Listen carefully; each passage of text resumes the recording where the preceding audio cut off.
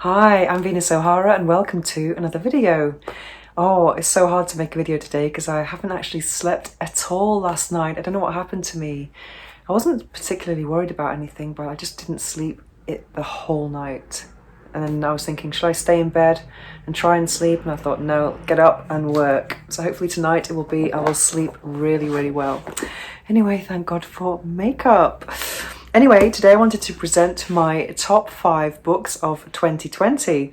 I've read so many books this year and I hadn't been an active reader, a regular reader for many, many, many years because I was concentrated on writing, and I used to think that maybe if I read other people's work that I would become influenced by it, and I really wanted to kind of have a pure style with my own writing. I don't think that anymore. I'm really open to reading different books and different styles of writing, and now I'm reading books that I might not have read maybe a couple of years ago because my tastes have changed a lot. So I usually read books about sacred sexuality, spirituality, personal finance, personal development, and yeah, that's about it really. So I'm going to share with you my top 5 books, and this year I might have read about, I think, 30 books or something like one a week. It's incredible. I've just become such a big bookworm. Anyway, let me see. So here we have 5 books. Let's see. Let's start with the sex ones. Okay, so my number 1 book of the year, which I'm definitely going to be rereading, is Sexual Energy and Yoga by Elizabeth H. This is just absolutely fantastic, this book. It's not really about the kind of yoga stretching, it's about the kind of union yoga and how sexual energy can actually be divine. And let me just read a little bit of this blurb here. The purpose of this book is to introduce the concept of transmuting the physical, emotional, mental and psychic energies people normally disperse in sexual activity. This process assists in uniting with the higher self or God.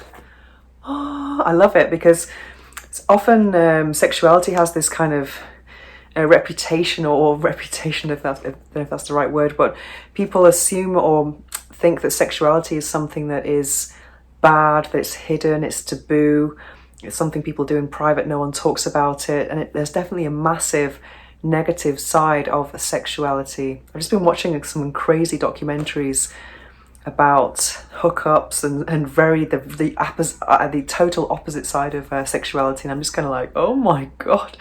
So I was just watching some documentaries about the mental effect of the mental impact of hookup apps, and just seeing sex as like fast food, McDonald's is just, makes me feel sad. And I want to kind of like maybe promote sacred sexuality a bit more, because sometimes when I'm reading these books I'm just like, wow, this is such a turn on. I really believe that familiarity is a lot more exciting than mystery. Yeah, because I mean, it talks about the chakra system as well in this book, and how sexuality, we can be living it on a kind of the lower chakras, like the root chakra, and then the kind of physical, just on a physical level, or for pleasure. Whereas if you're in a more spiritual journey, then you might be looking for connections that are of the higher chakras, like for example love, mentality, etc. So it's really amazing. I think anyone who's interested in seeing the beautiful side of sex, we're not talking romantic love either, well, it could be romantic love but not necessarily, then I would definitely recommend this book because it is absolutely fantastic, and I'll definitely be rereading it. Okay, the next book. Okay, this is another one. This is amazing. I bought it because of the title, Living an Orgasmic Life by Janet Palet. Amazing book. This book really surprised me because I thought I was already living an orgasmic life, and I just imagined that all the topics in this book would be quite familiar to me. But in fact, I learned so much when I read this book, and it's written by a woman who had her sexual awakening at the age of 50, which has got to be inspiring for anyone. And it talks about Well, what's interesting is how sexuality affects all areas of our life decisions, our life partners, etc., our attachment styles, sexual traumas. It's very, very, very interesting indeed. And I was just, I did not expect that such a slim book with an interesting, seductive title could be so profound. And it says, heal yourself and awaken your pleasure. Wow. Yes, it touches on some tantra as well. So very interesting, to overcoming traumas and then really enjoying your body and connections with other people. Yeah, so that's it for the sexual side. I also I read books about spirituality as well, which they do. A lot of books I've read about spirituality do actually incorporate sexuality. And that's what I love. Something I love about the conscious world is that sex is not kind of separate entity, it's part of the whole. And this book, Wheels of Life, I love it, by Anodea Judith, a PhD, which is amazing. It's a journey through the chakras, the 7 energy centers in the body. And I found that it's very, very complete. For example, it talks about the, how would you say, physical aspects, psychological aspects, and it even has some yoga poses for each chakra, and and just information about all the different chakras. And I found it was very complete, and I learned a lot. And I actually read 1 chakra per day, and when I was reading that chakra, I really got into the zone, and I was listening to that particular chakra's frequencies, healing music, binaural beats, which is really amazing, because you can also find music that has different frequencies to tune into our different chakras, which is amazing. And I also had my crystals with me of different chakras, so I really got into each one every day. And then when I got to the end, I was kind of sad. Oh, chocolate. Anyway, let me read you something about what it says about chakra 2, which is it's got tantra, we like that, which is about pleasure, and that's related to sexuality as well, and creativity. I love it. Just listen to this. Sexuality is a sacred ritual of union through the celebration of difference, an expansive movement of the life force. It is the dance that balances, restores, renews, reproduces. It is the production ground of all new life, and in that sense of the future. Mover and healer of the life force within us, sexuality is a profound rhythm pulsing through all biological life. Wow, I love it. Fantastic. Wheels of Life. Okay. And then another book which is just amazing, The Artist's Way. Wow, what a book. This has been around for a long time. This is the 25th anniversary edition. As soon as I heard the name, The Artist's Way, I had this a special moment. I thought, oh my God, I know I have to read this book. And I really think it's for anyone who feels that they have an inner artist, or that they are trying to unleash their creativity somehow. Because I think a lot of times we can be consumed by fear of what other people think, and then just that fear is just not helping anyone. We're not kind of expressing ourselves as much as possible, because we're thinking, oh my God, what are people going to think? And this book really helps you to unblock all of those artists' blocks. And each chapter, it's supposed to be a 12-week course, and each chapter has some very interesting exercises in. And I think these exercises, it's good to kind of get to know yourself, but it could also be a good idea to do them with a partner and have some kind of how would you say, kind of ice-breaking moments and get to know someone or a friend even better.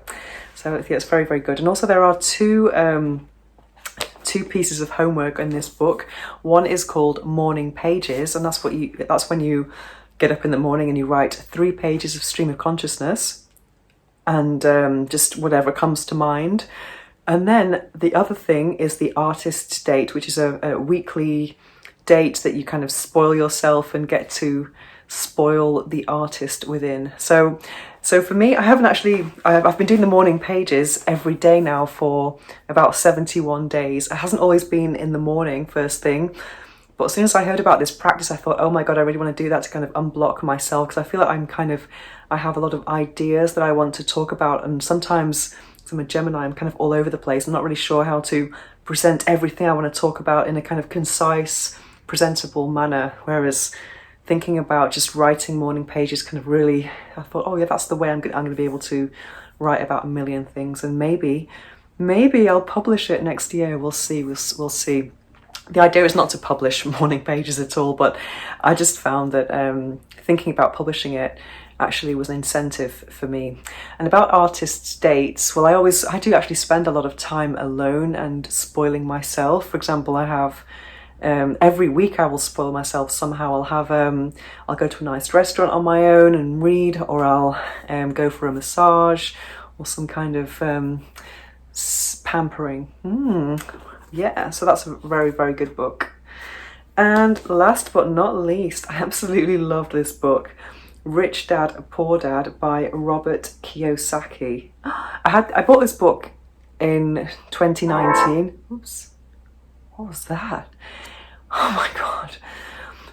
I bought this book in 2019 and it was on my shelf for a whole year.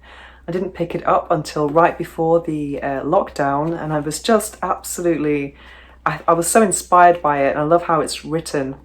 I've seen lots of interviews with Robert Kiyosaki, and I wasn't really so motivated to read the book at first, but then as soon as I started it, I just loved it, because it talks about how the different mentality of how rich people think and how poor people think. So it really kind of helps you to think bigger and yeah, really kind of challenge your own mindset as far as money is concerned. And it's kind of like a story from his youth, from his childhood, and all the significant or impact, or the things that happened to him to influence him, and how his friend's father is the rich dad, and all the wisdom he shares with him as a boy, and his first entrepreneurial projects, which is very, very interesting. Yes, as soon as I finished reading this book, I was like, oh my God, I need to get some assets and start living from passive income streams. And this book is also 20 years old, so I tend to read books that are really good, like classics really in their field. And yeah, so these books are fantastic, and I was going through all of the books I've read and I was thinking, which ones would I reread, and these are the 5 that I would definitely reread. Anyway, I'll leave the link of all of these books in the description below. And what about you? I would love to know about your top 5 books, or even just top book of 2020, because I'm always looking for new things to read, and I'm always looking for recommendations. I've got a big to-read list, and yeah, I'm just very enthusiastic. So if you have any recommendations for me, because several of my followers have actually given me recommendations, and I definitely listen to them, definitely. So if you have anything for me that you think I should read, then please don't hesitate to let me know in the comments below. And if you have any ideas for future videos, please don't hesitate to contact me at venus@venusohara.org, or on Instagram @venusohara. Thanks for watching.